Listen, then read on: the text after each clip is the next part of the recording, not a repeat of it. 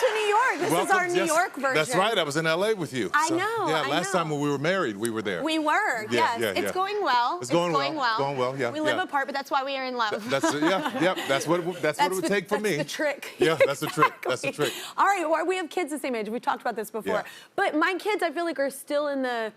I'm still cool to them. Like, sometimes I'm not, but most of the time I'm still cool. Are you still there? I'm still cool. I love it. I'm still cool. I'm still dad. My dad's cool. But he thinks his mom is cooler, though. Oh, okay. Yeah, he loves. Like, that's probably true. Women are so awesome. I'm just kidding. Yeah, true.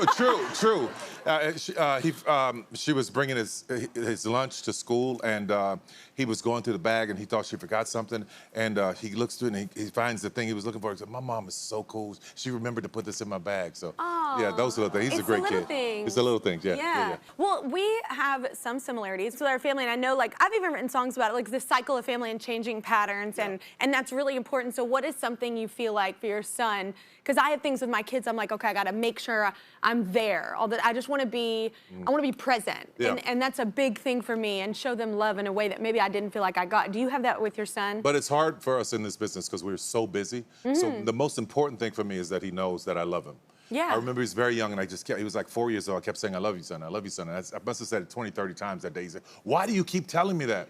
Yeah, I'm starting to second guess it. Yeah, right. I just wanted him to know what it felt like for your father to say, "I love you." Yeah. And there was something about it. Yeah.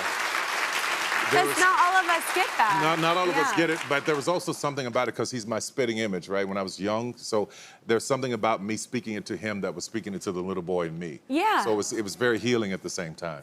Yeah. Oh my God, I know the conversations my eldest will have with me. I'm just like. How old is the eldest? She's 9, and I'm just like, she will catch stuff. Yeah, they're sponges. Yep. Well, you've always had success, and I love this about you too. You always kind of pay it forward with other people too, and you say you kind of learned that from your mom, right? Yeah. Oh yes, it was her DNA. I'd wake up in the morning on Saturday, and there'd be a whole family sleeping in my room on the floor. And her birthday was 2 days ago. She would have been 79, by the way. She would have been 79. Yeah.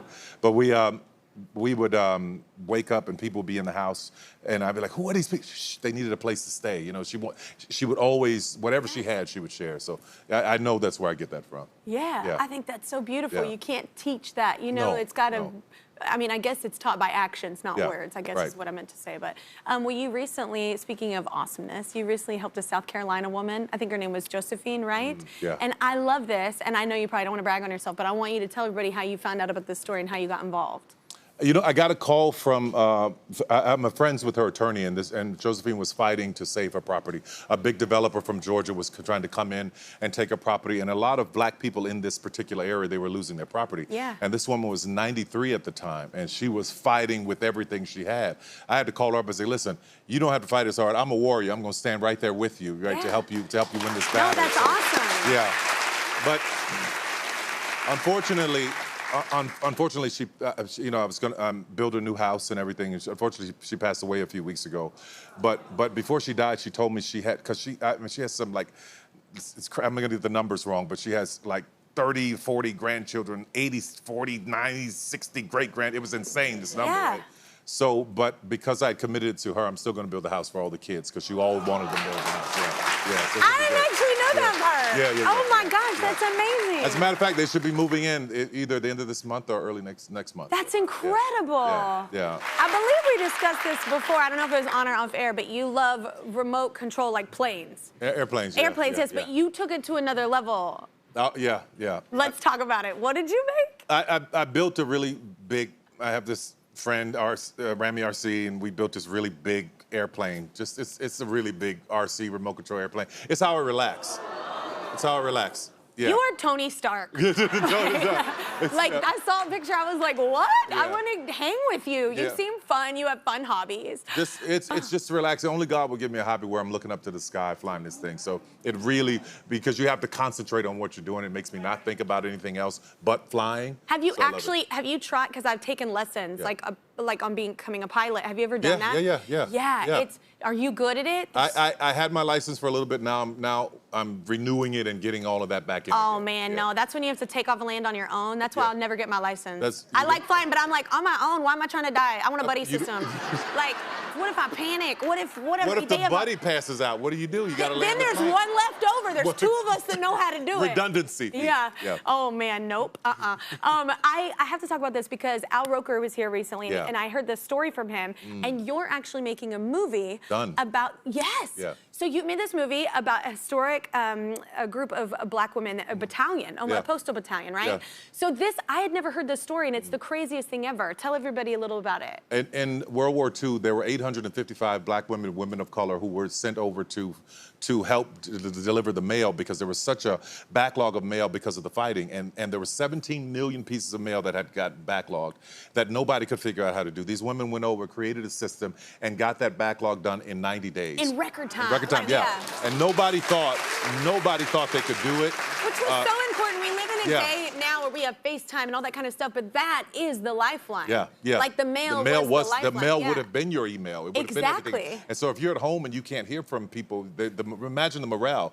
So they went over, and I did this movie after Nicole Avon called me saying that, she wanted me to direct this 6888 movie, and I flew to Vegas and I met with the one survivor. Her name is Lena King. She was 99 at the time. I left there after talking to her for a few hours, got home, wrote a script in 2 weeks, and we were ready to shoot. Because her story was so powerful and so moving. She recently passed away. The elders are getting out of here, y'all. They're leaving us. But man, they're getting out of here after a life lived. That's 90s, yes. But made it to 100, solid, clear, in her right mind, and I got a chance to show her the movie before she died. Oh. She loved it. Yeah, she loved it. That's so cool. I was rushing to get it done. Yeah. Oh, wow. How beautiful is that? Yeah. All right, well, let's talk. This is a very different movie, sir. Let's talk about Mea Culpa. Mea Culpa. So explain the plot other than sexy thriller. This movie is about a defense attorney who represents this guy, and she finds herself interested and entangled in this crazy situation with him. Yeah. And it throws back to those thrillers that I used to love, like Basic Instinct and Fatal Attraction. Fatal Attraction. Yeah. So having Kelly Rowland, who is my other Kelly. I love both my Kellys. Okay. Yeah. We can both be your ones. She is phenomenal in this as the lead. Yeah. And Trevante, who is also there with her. They are incredible together. The chemistry Sexy chemistry, it's man. crazy. It's really crazy, yeah. Well, that's a question. So, like, I heard that, first of all, you saw Kelly at this thing and you were like, oh, that's Mea. Yeah. That's how and you just ran up to her and started talking about it. Yeah, and she's like, who's Mea? What are you talking about? Get him away from me. He's crazy. Security. Yeah.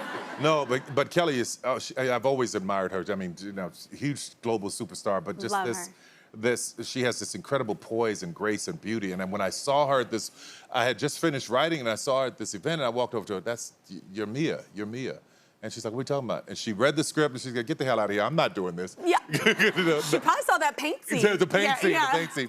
But no, actually, she helped to make the paint scene more of what it was when she read it. She's like, oh, no, I really, really want to do this. And I think we can make something magical. Yeah. But there had to be a level of trust.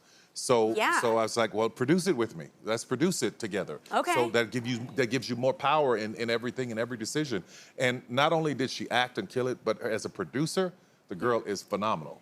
Oh my God, I think she can do anything. Yeah, I'm a huge fan of Kelly. I've always have been. Well, one, because like my name's Kelly and she was in Destiny's Child growing up, and I was like, oh my God, we're the same. So there's a lot of deception in the movie. Yeah. Like a monstrous amount. But that's what's cool, because by the end of it, you're like, oh. Yeah. Anyway, so are you good at lying? No. I mean, you wrote the script, so you're kind of good at it. No, let me tell you what happens when I'm writing. I promise you, people will show up in my head and I'll get a scene and I'll write it down. Yeah. And then I'll go away and I'll come back and I'll write something else down. I'm like, what are they trying to tell me? Like, they show up. And then as I follow the breadcrumbs, I come up with the whole story. Yeah. But it's not like I'm going, let me go lie to somebody to see what that feels like. No. That would be really messed up, man. Yeah, because I don't like to lie. I don't like to do things. But I have so much guilt when I do something wrong. It's not even worth it. So I don't Me too. I'm it. the person. They laugh at me anytime. My family and friends, if I try and even a little white lie, I'm like, oh, and then I'll be like, okay, it didn't kind of happen like that. It was kind of like this, but then and then I explain it like a second later. That's the sign of a good person, because you don't. It's also the sign of fear of God that they bore into you as a child in church. Exactly. Like, right. I don't want to go the pits of hell. I was Because like, I'm telling a lie. Yes, yes. But that's in also there. the sign of a good person because you feel that conviction of that's not right. Fix that. Yeah. And that's what we pass on to our kids. And you don't want them to find, that you lie, and then that feels wrong. But the worst part about telling lies, you got to remember it. But what I'll do is I'll wait 2 weeks and then I'll go back to the first lie that you said and see if it tracks with the So I'm like, if it doesn't ring true in here, and then you I'm pick the weeds from your garden and say bye. Yeah, that's right. That's right. Well, we've got 2 of the stars of Tyler's new movie, Mea Culpa, coming up next. Yes. We'll be right back, y'all.